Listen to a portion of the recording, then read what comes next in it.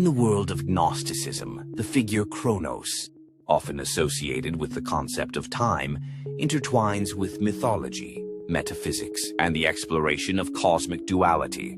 While not always explicitly referenced in classical Gnostic texts, Kronos takes on symbolic meaning through allegory and interpretation, particularly in relation to the nature of time, creation, and the imprisonment of divine consciousness in the material world. A detailed story of Kronos within a Gnostic framework could unfold as follows. The birth of Kronos, time as a boundary. In the primordial realm of the Pleroma, the fullness of divine being, there existed only the eternal and undivided source, often called the monad or bethos, the abyss. Within this boundless unity, all existence was timeless and perfect, free from decay or limitation.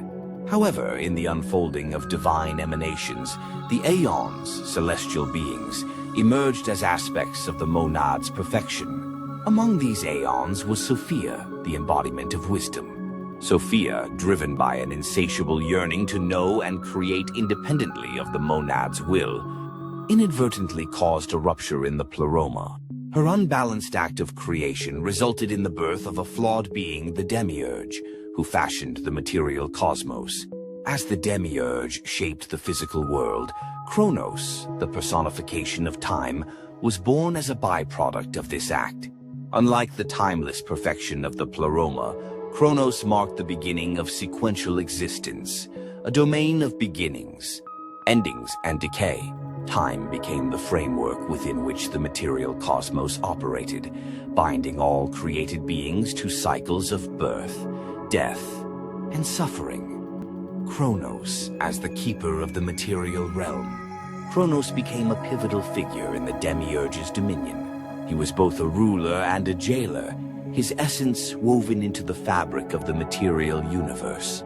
The cycles of time, seasons, lifespans, and cosmic ages were seen as chains that bound the divine spark within humanity to the illusions of the material world. In this Gnostic narrative, Kronos serves as the architect of forgetfulness, ensuring that souls trapped in physical bodies remain unaware of their divine origins. Through the relentless passage of time, the soul becomes mired in fear of death and the illusion of permanence, perpetuating its attachment to the material plane. Sophia's redemption and the role of Kronos. Sophia, overwhelmed by grief and remorse for her role in creating the flawed cosmos, descended into the material world to guide the trapped sparks of divinity back to the Pleroma. Her descent brought with it the light of gnosis, knowledge, which illuminated the illusions perpetuated by the Demiurge and Kronos. Kronos, however, resisted this awakening. In some versions of the story, he is depicted as a jealous guardian, seeking to maintain the order of the material realm by preventing souls from transcending time.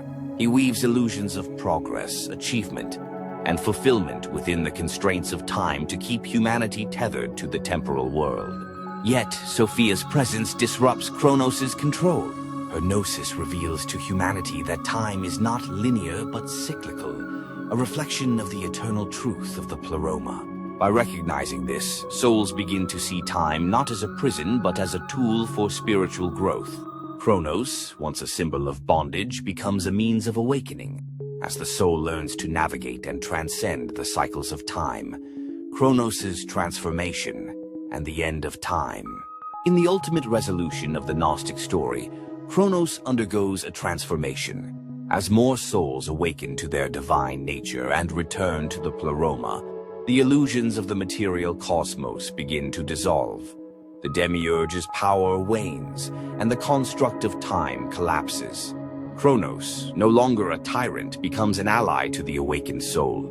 He reveals his true purpose to serve as a crucible for spiritual refinement. By experiencing the trials and lessons of time, souls gain the wisdom needed to rejoin the eternal realm of the Pleroma.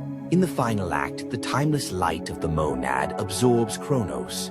Time ceases to exist, and the fragmented sparks of divinity reunite with the eternal source.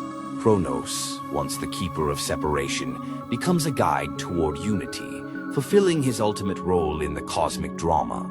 This detailed story of Kronos in Gnosticism explores themes of limitation, growth, and transcendence, portraying time as both a barrier and a bridge between the material and the divine.